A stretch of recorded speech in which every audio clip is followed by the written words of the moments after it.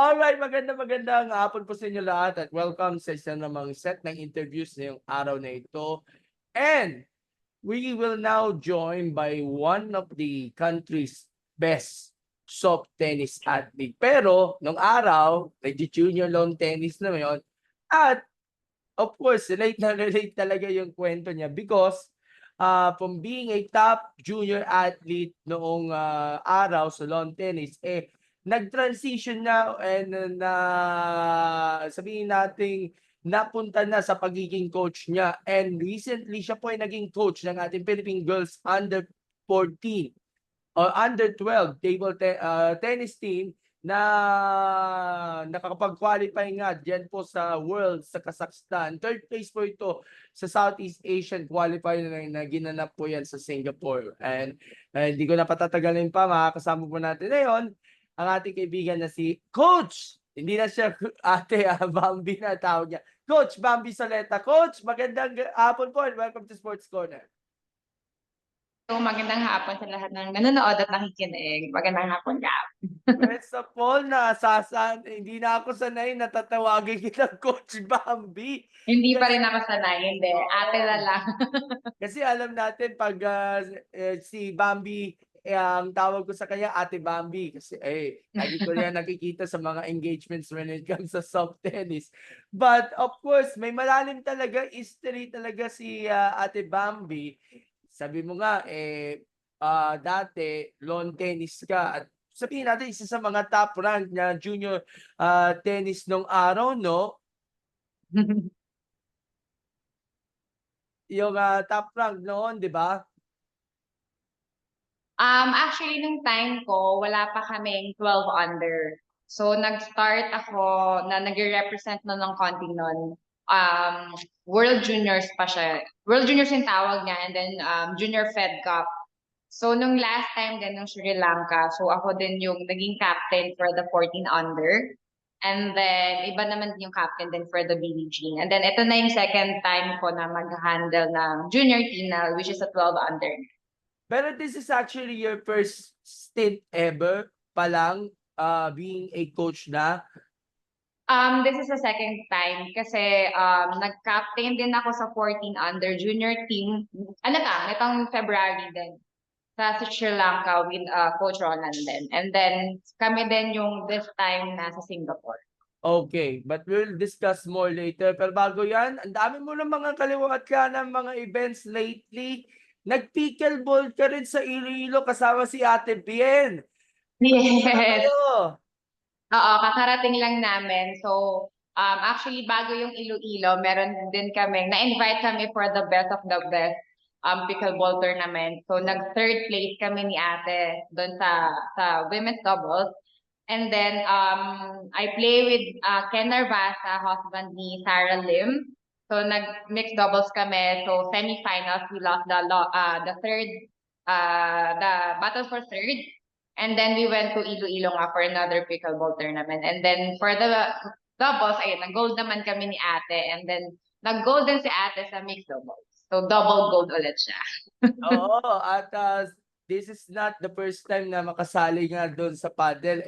Marami kang competitions na nakasama nyo yung musical o di kaya si Bien sa bawat applicable competitions. At least, nagkaroon din kayo ng parang bonding time kayo magkakapatid to try out different racket sports like yung pickleball na sinasabi nating alternative niya pagdating niya sa tennis.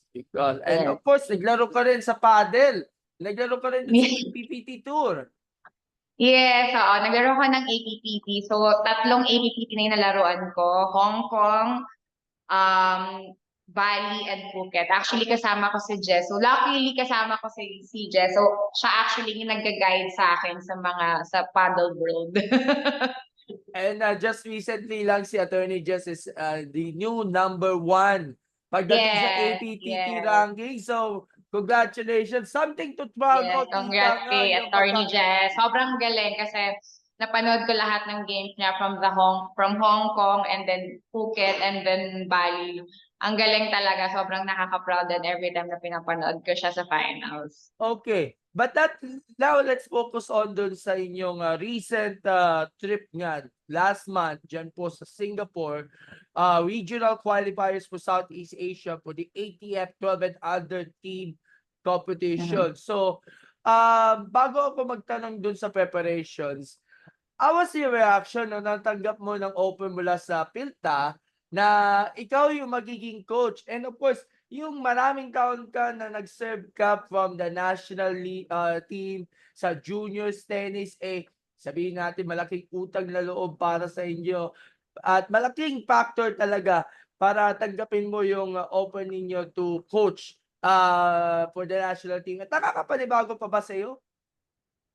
Yes, kasi hindi ako talaga sanay mag-coach since naman player ako. So I think nung inask ulit ako na mag-captain for the 12 under, syempre hesitant ako lagi na parang kaya ko ba to since hindi pa naman ako paano ba sabihin, bihasa mag-coach. Kasi syempre nakasalalay sa'yo yung kung ano paano maglalaro yung team, kung paano mananalo din yung team.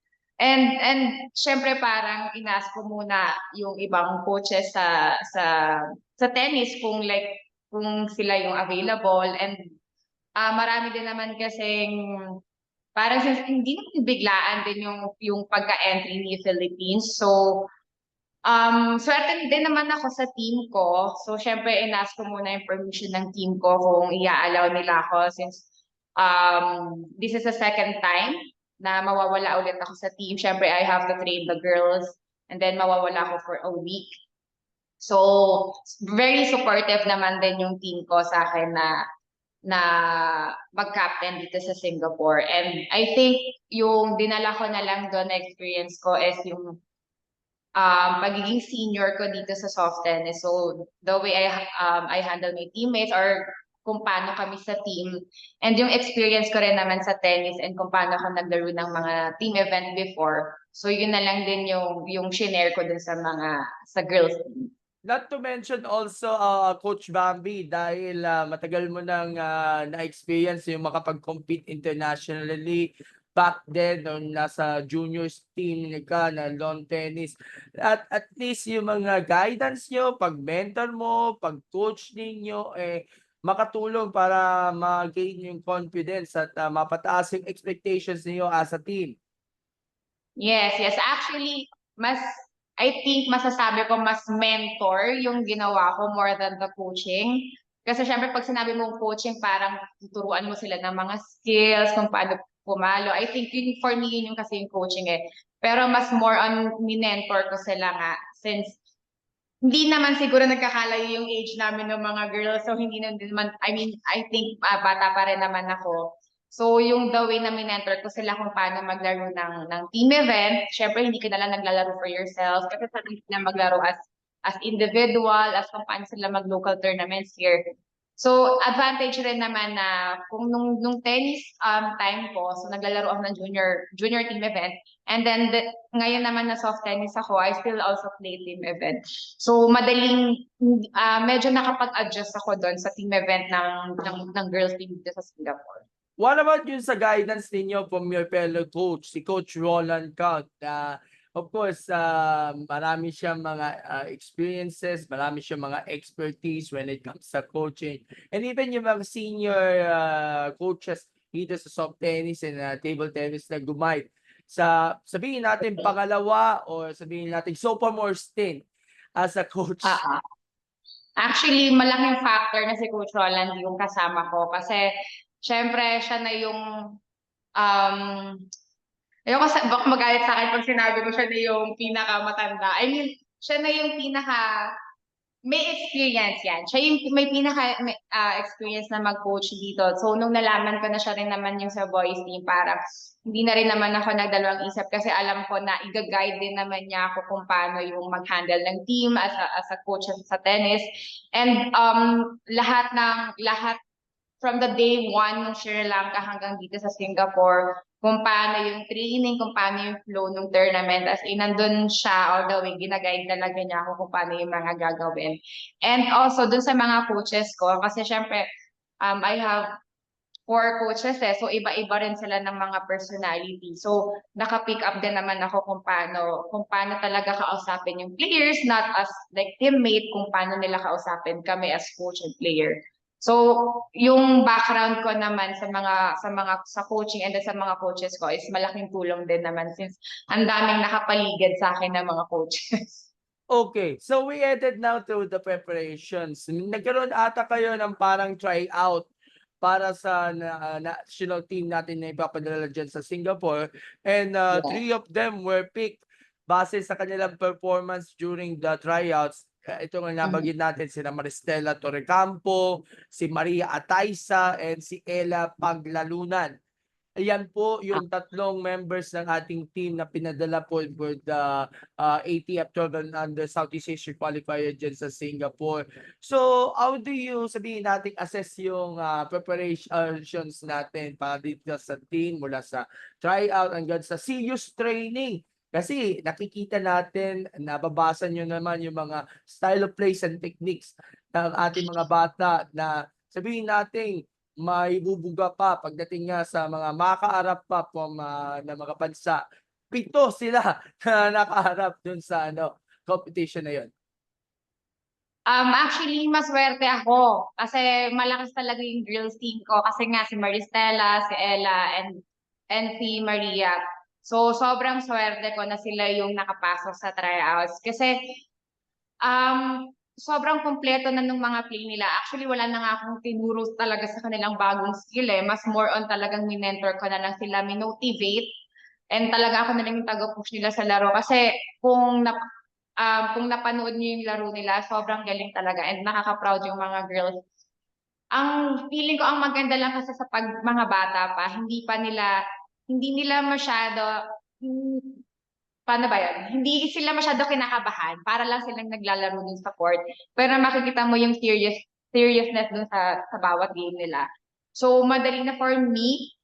Kasi parang, nung pinapanood ko, sabi ko, ano ba ituturo ko sa kanila? Kasi ang gagaling ng mga bata. Sobrang lakas. Kompleto ako, dalawang singles and then doubles.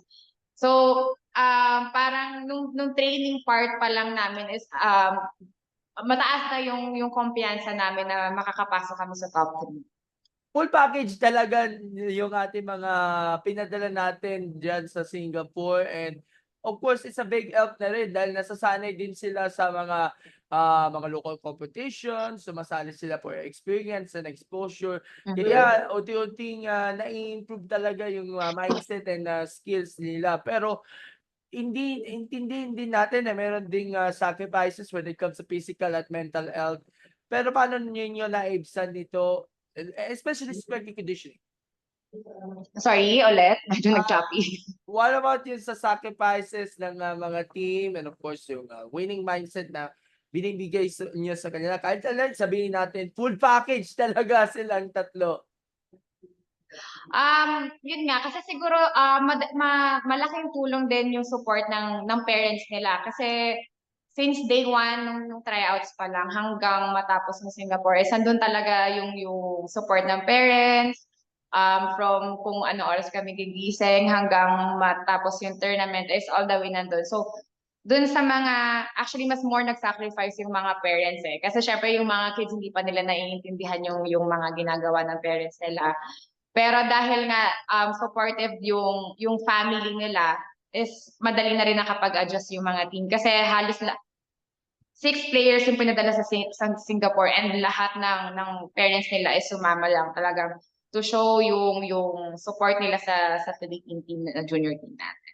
And of course, yung suporta na rin ng PhilTA, ang ating Yes. presidente, si Mayor Eric Olivares ng Parañaque, kanilang section na si Mayor John Ray Chanco ng Navotas, and of course, yung Yeah. isa sa mga board members, si Miss Diane Castilleo, ang ating reporter.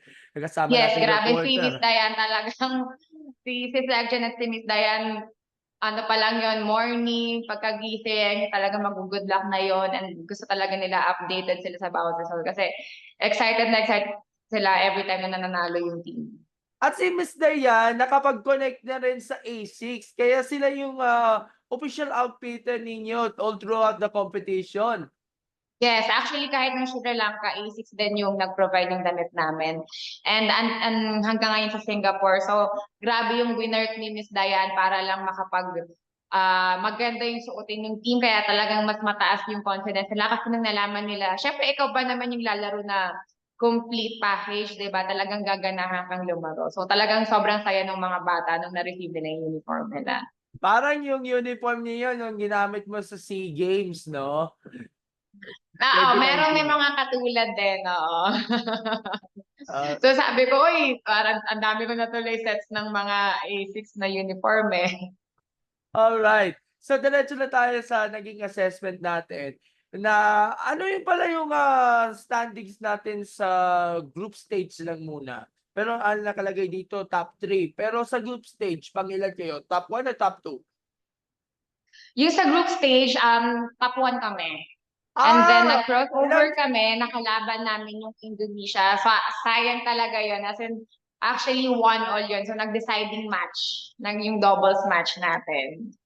Okay. So, Mm. first, sa group stage, Group A, at of course, paano nyo i-assess yung una sa group stage muna tayo kasi ang dami mga matitinding nakaharap ninyo, Cambodia, Yes. and of course, Myanmar at iba pa mga bansa. How can Actually, you dun sa group namin, ang ka-bracket namin is Vietnam, Myanmar, Philippines.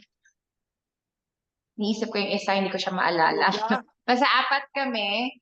And then, seeded dun sa group namin is, actually, walang seed sa Philippines talaga. So, nung bunutan, syempre medyo nakakakaba. Kailangan, syempre aside sa malakas yung team mo, kahit pa paano dapat maganda yung draw. So, good draw din yung nabigay nga sa Philippines.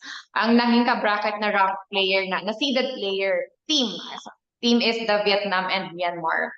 And tinalo pareho ng girls yon. Idadagdag ko lang yung Group B pala natin is Philippines, Malaysia, Myanmar, Yes, and Malaysia. Vietnam. So, Yeah. what do you assess nga una sa group stage natin sa Group B kung saan kayo pa naman ang nasa top of the leaderboard ng ating team? Paano mo i-assess yung performance ng mga Oo, bata? wala talaga kaming rank. And syempre, wala din naman akong idea kung gaano kalakas yung mga 12 under ngayon. Kasi syempre, ang tagal ko na rin namang wala sa tennis world, 'di ba? So, lagi akong kinakabahan every time na magla-line up ako. Pero syempre, malaki yung tiwala ko kay Laela and kay Maristela kasi sila yung mga singles player ko. And yes, binibigyan nila ako lagi ng 2-0 win. So, kaya talaga namang syempre sobrang saya namin ni Coach Roland every time na 2-0 agad kasi no betting na lagi yung doubles namin eh. So, isa sa contender talaga yung Philippines and nakita rin yun ng ibang bansa. Actually, chine-check sila lagi ng mga kalaban nila dun sa kabilang group like Thailand, Indonesia. Inaabangan na sila dun sa crossover eh. Pinaghahandaan talaga sila. And when Pilipinas top Group B, in advance na kayo pagdating sa semifinals at natalo pala kayo sa Indonesia in a close match.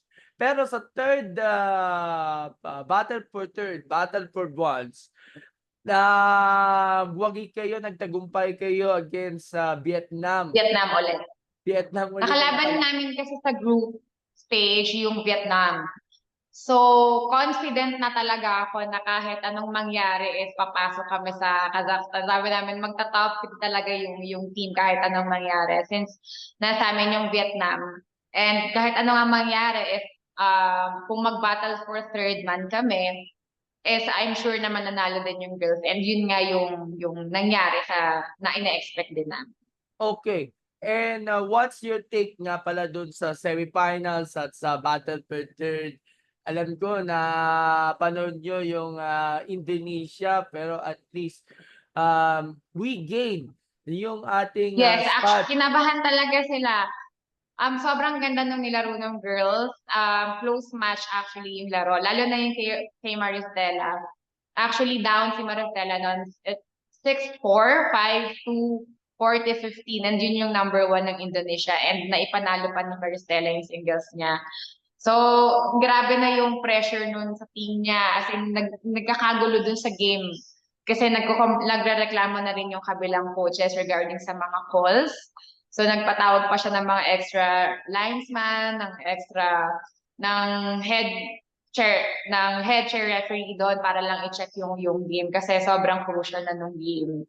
Sayang talaga, as in, yun yung first talo ng girls. So, syempre sobrang nalungkot sila. Kaya nung game nila ng Vietnam ulit for the battle for third, talagang hindi nila pinaporma. Sobrang binugbog nila yung kalaban. Kay Ella, it's 6-love, 6-1. And then kay Stella, it's 6-love lang ata yung score. So, talagang binawi nila yung pagkatalo nila sa Indonesia. And of course, with all those crucial matches and big wins, ika nga, talaga napatunayan talaga natin mga Pinay tennisers na sabihin natin they could be at par sa iba pa mga Southeast Asian countries when it comes sa kalidad niya sa tennis. Lalo na, nakakuha tayo ng spot for the Asian Yes. under 12 and under team championships dyan sa Kazakhstan this coming September. What's your reaction nung nalaman nyo na after nung nanalo kayo ng Vietnam, nakascore na kayo ng ticket pagdating niya sa Kazakhstan at mukhang readily prepared na yung ating mga bata to take on the much higher level of competition. Katapat naman yung mga kapitbahay natin from different Asian countries. Actually, alam na nila na kapag nag-top 3 sila doon Kazakhstan yung next round nila. And yun naman talaga yung ini-aim nila. So, sobrang excited sila after nung pagkapanalo nila sa Vietnam kasi alam na nilang pupunta silang Kazakhstan. And I think this is the first time na nakapasok yung Philippines sa next round. So, syempre, iba yung feeling ng magiging part ka ng history na ikaw yung first team na nakapasok ever. Kasi I think ilang years na rin naman tong 12 and under. So, kaya sobrang saya din ng mga girls na sila yung first girls team na nag-represent ng Philippines next stage. Oo nga and it's a great achievement so far for PhilTA kasi alam natin yung mga nangyari noon sa PhilTA, na-suspend tayo ng ITF at of course bumalik na tayo sa dati na pamamalakad natin, naayos na yung gusot and finally nakakapagdala tayo ng iba't ibang mga age group teams, different competitions.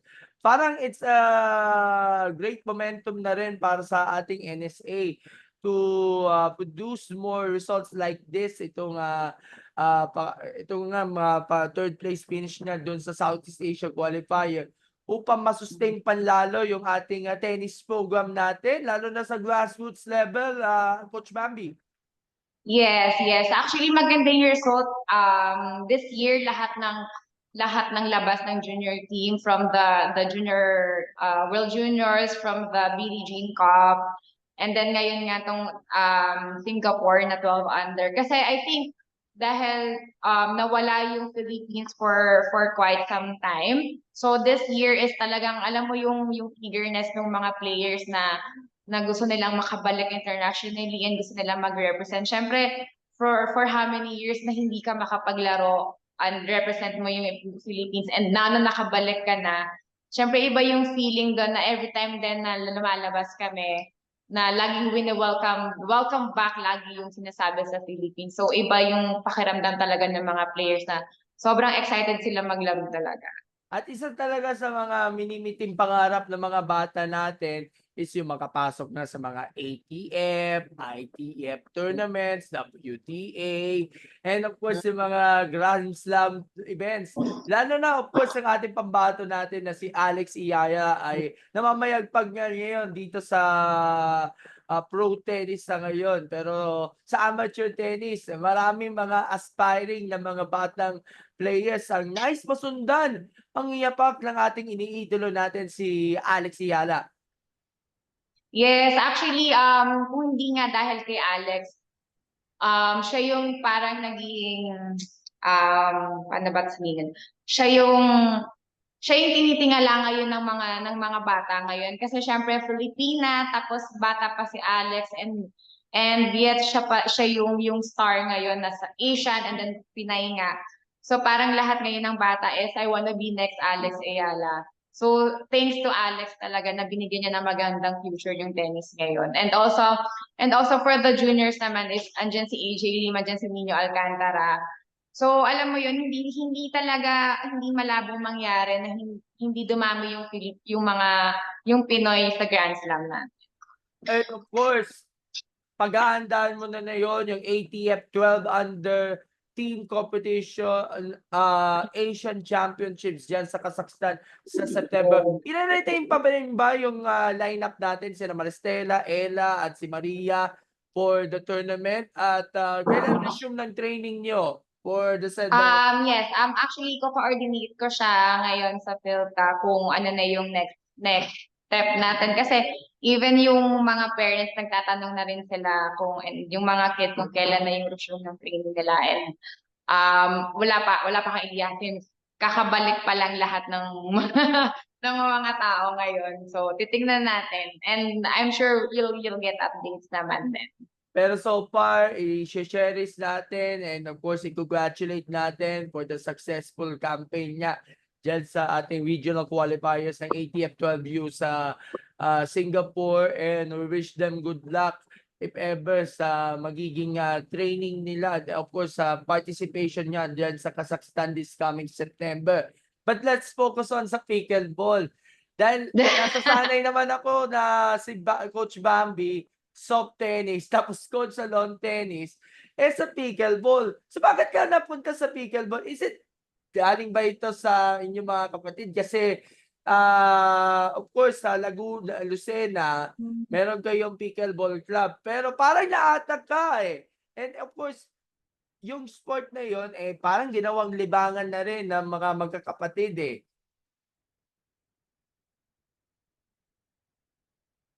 Coach Bambi, nawala ka.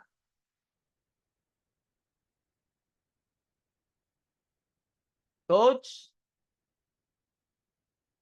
Okay, balikan na lang natin siya maya-mayang konti.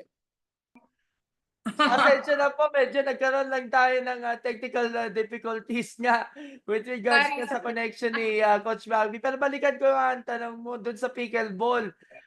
Paano ba nag-umpisa ang iyong libangan sa pickleball? Sabihin natin, side sport na rin from stop tennis and of course, yung lawn tennis. And of course, may mga achievements ka ba na napanunan doon? Pati isama na natin patin. Sige pa. Yung pickleball nag-start kasi sa mga kuya ko. So last year lang ata nila kami, kasi naging busy rin soft tennis last year and then nakauwi kami ng holiday. And then matagal na sila nagpe-pickle last year pa. So parang sila, umuwi kayo, try niyo yung pickleball kasi nga bagong sport. Narinig na namin yung pickleball matagal na nung time pa na nanalo si Ian and si Kim nung first sali nila sa Bali. So, after pandemic, nag-start yung pickleball sa Lucena. And then, yun na nga, nung umuwi kami ng holiday. So, nung una parang, ano ba naman tong sport na to? Parang hirap eh. Nung una nahirapan kami. And since buong family yung naglalaro and yung buong club na rin yung naglalaro. So, parang eventually na-enjoy din namin. And knowing kami na very competitive kami. So, naging third sport na rin yung pickleball. And then sa paddle, nga pala. Huwag natin kagalimutan. Yes, oo. Lahat ng may raketa, lalaruin ko na. Yung paddle talaga ang nag-invite sa akin. First try ko is si Jessie rin talaga. So, na-try ko na siya before I think 2 years ago ata. So, na-try ko na siya nung una.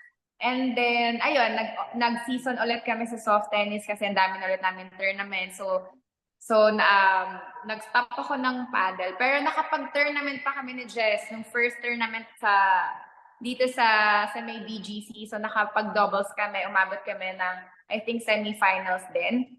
Then nawala ako for a while and then eto ulit, nabigyan na naman ako ng chance. So parang in-invite niya ulit. Actually, in-invite ako ni Alena na lumaro. Alena doon, magpantay. Yeah, so in-invite niya ako. And then parang nagustuhan ko ulit kasi sabi ko, uy, marunong pa ako mag-paddle, pwede pa. So, siya rin yung reason kung ba't ako nag-start ulit and then sumali na nga nung Hong Kong. And then after nun, parang tinuloy-tuloy ko na kasi medyo masaya. And yun nga, since competitive ako, so parang gusto ko na rin siyang laruin. Oo, and ang dami mo ng achievements in both paddle and pickleball na hindi na natin babanggitin dahil masyado na tayong kulang sa oras.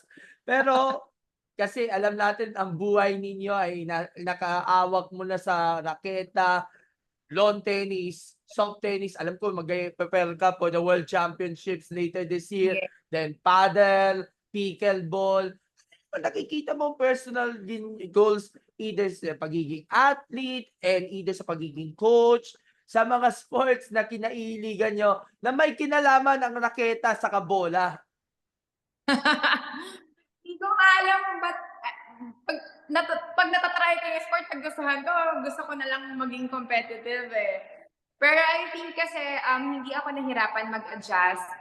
Kasi hindi naman sa same concept, pero since nga may background ako ng tennis, so nung try ko yung pickleball, actually yung pickleball yung strokes niya and strokes ng soft tennis is pareho. And then for the paddle and for tennis is same. So hindi ko na talaga kailangan mag-adjust. So, kaya, at saka ano siya, very challenging yung mga sports. And alam mo yun, pag once na nasimulan mo na, parang ma-addict ka na lang and gusto mo na lang tuloy-tuloyin. And well, I'm very lucky lang to have my soft tennis family, my coaches, my teammates, kasi they're very supportive naman talaga sa lahat ng mga pinagagagawa ko. And ngayon, syempre, I mean, to give back naman to my team. So, on season na ulit yung training namin na yan, naka-soft tennis na ulit ako kasi may training ulit kami. So, syempre, I'm back to training with my team and then we're preparing for the Worlds ulit namin. Pero sa coaching, ano siguro yung nais mong ma-explore sa mundo ng pagko-coach at pag-mentor ng ating mga batang future tennis stars sa ating henerasyon? Sa coaching naman, actually nagustuhan ko yung, kasi since wala nga akong experience sa pagko-coach, so syempre nung unang alis ko sa Sri Lanka, talagang natatakot ako, kinakabahan kasi parang ako, paano ko ba ito gagawin? So parang sabi nga sa akin ni coach is kung paano ka mag-captain sa team mo, kung paano mo sila i-guide. Kailangan mo lang i-adjust kasi nga bata yung mga kasama mo. And I think gusto ko tong coaching type na nangyayari, yung nagha-handle ka ng team and parang mas more of mentoring. And syempre gusto ko siyang ipagpatuloy. So, kaya kukuha rin naman ako ng ibang mga seminars, workshops para talaga maging maayos or mas organized yung pagiging coach ko talaga. Kasi hindi lang naman, syempre for coaching, hindi lang pwedeng,